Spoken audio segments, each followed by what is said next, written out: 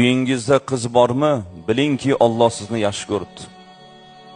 O'g'il farzand ko'rgandan qiz farzand ko'rganda ko'proq xursand bo'lishligimizni dinimiz tavsiya qiladi.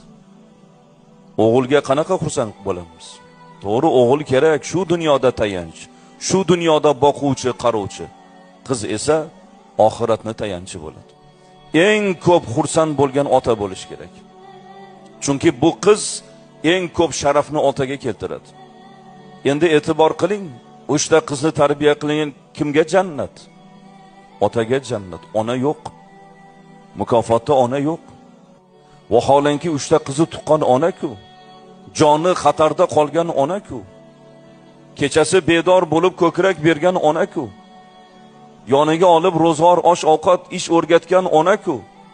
Qiz asosan ona bilan bo'ladi-ku. Mukofotga kelganda ona yo'q azizlar.